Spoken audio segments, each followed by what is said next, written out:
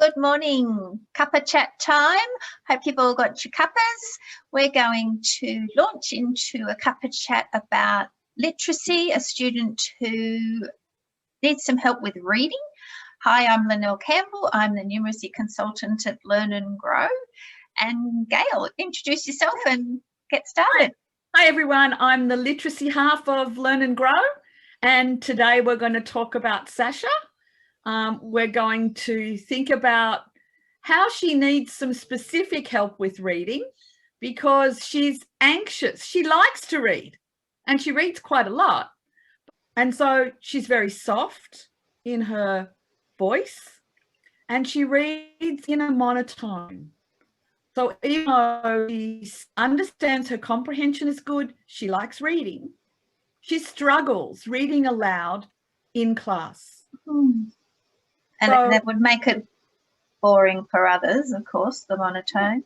But yeah, I would have thought maybe the monotone was a sign of a lack of comprehension. So that's interesting that it wasn't. Yeah, it's a bit tricky. So she's in grade 4 and she's really worried. She's self-conscious in front of the whole class and very anxious. The teacher's concerned that she's very anxious about her oral reading.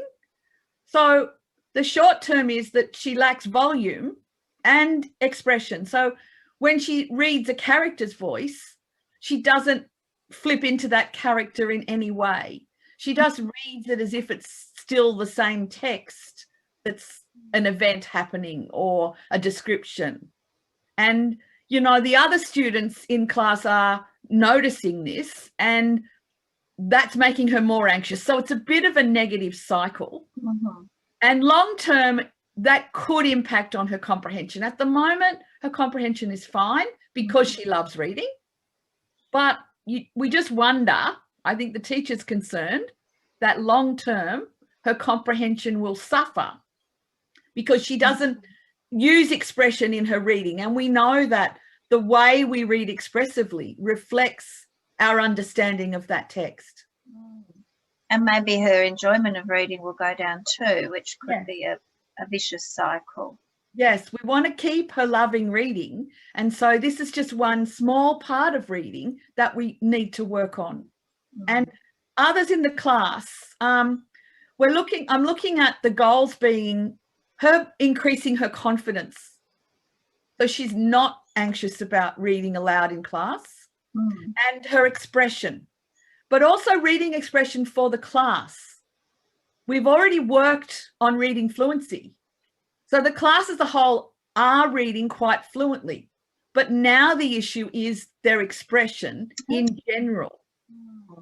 And that's the consequence, Well, that'll be good. So everybody's needing to work on expression, not just Sasha. And for all the reasons that we said, it will help improve their own reading, their own comprehension, their own enjoyment. Yep. And that's part of what we want to get is enjoyment.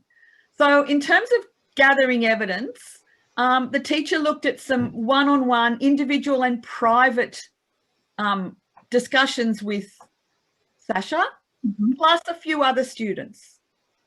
And part of that was confirming that they were fluent because we need that solid foundation of automatic decoding.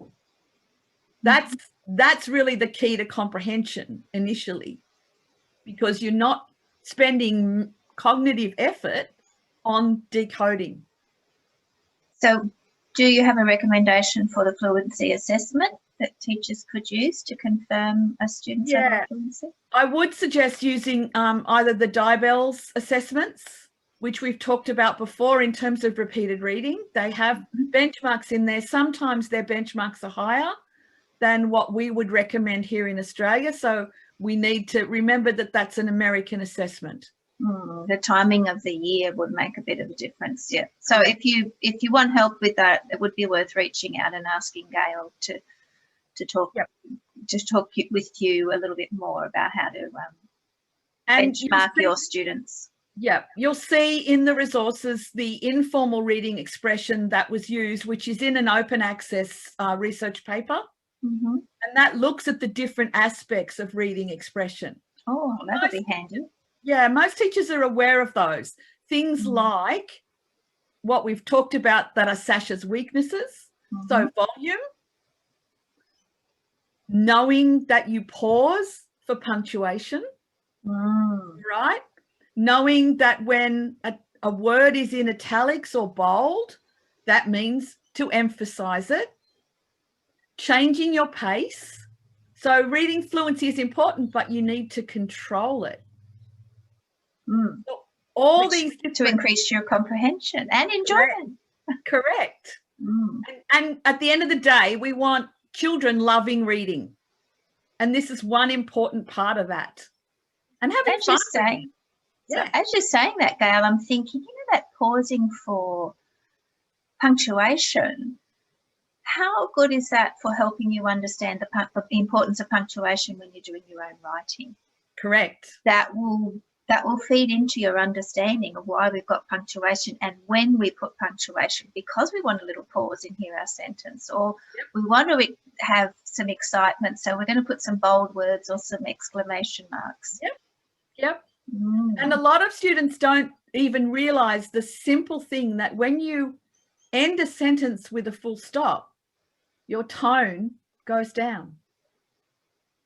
Hear how my voice just, at the end of that, I went down, my tone went down.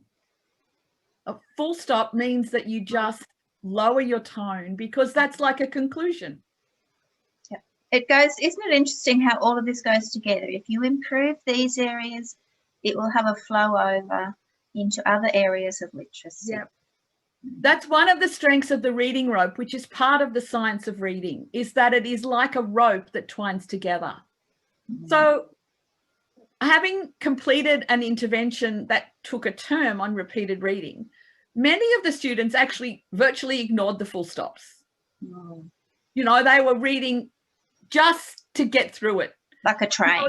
Yeah, that's right. And it's about pulling them back and going, well, are you really in control, or are you just going blah, blah, blah? Yeah. And just starting with that. And then, we want them to all blossom as readers, to be really in control of their own reading, especially when they're reading aloud. So those components of expression, like emphasizing, changing your volume, changing your voice tone, to be high when you're a baby, to be low when you're an old man. All those things become a fun part of reading, especially with readers' theatre. Oh, I'd like that. I think that's a really good suggestion. And practicing in that small group gives lots of practice for students like Sasha who are anxious.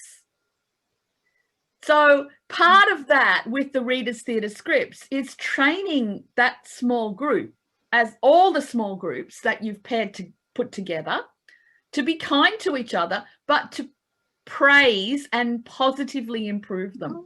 Yeah, social skills. Correct. And that will flow over to the playground. Correct. The readers' theatre needs to be controlled for the difficulty or complexity of the text. That's pretty important. We don't want to give students texts at a very complex level because they'll struggle with the decoding part. Okay. So is there a source there you can recommend people? We'll talk about that more, I think, in the cake session, because I'm not sure how we're going for timing here. We want to keep this short. So Sasha actually loved the small group, and you can see she's smiling there. She's no longer anxious. And the class really enjoyed both the focus practice, because I have actually developed a little intervention for this, and I'm happy to share that, with the daily rehearsals. So they would practice their scripts every day. And then on Fridays, we would have performances. And again, a little thing that we added was that there was audience feedback on those performances. So social skills, again, being positive. Sometimes young children, even grades 3 through 6, particularly in primary, they can be really negative towards each other. And we want them to be positive and to be constructively critical. Yes. They did this well. Great life skills, aren't they? Yep. To learn how to share positive and to share negative, but in a kind way. That's right. How important is that when you're a grown-up? Yeah. So that's fantastic, Gail. be excited if I was a classroom teacher needing some ideas on how to help children with expressive reading. And also just brainstorming today has made me realise, wow, how important is that for so many areas of life. Yep. And I do like the idea, you doing a bit of drama in with your literacy. Yeah. It's a way to bring the KLAs together. The students really love that performance. So, and you can see there's the link to the assessment in that paper. It's quite a current paper. And also we're talking again about explicit instruction. So I'm referencing back to Rosenshine's work. And if people are interested in some of the assessments that I've developed for reading expression, Reach out. And there are other references that are freely available for reading expression besides this one. So have a look around, or, you know, maybe join us on Learn and Grow, the Facebook group. And, you know, we might put some additional references and sources up there for resources for people to use. Yeah.